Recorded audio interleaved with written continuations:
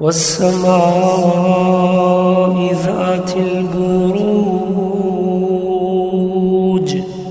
واليوم الموعود وشاهد ومشهود قتل أصحاب الأخدود النار ذات الوقود إذ هم عليها قعود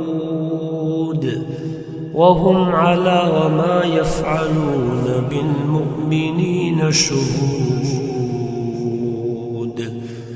وما نقموا منهم إلا أن يؤمنوا بالله العزيز الحميد الذي له ملك السماوات والأرض والله على كل شيء شهيد.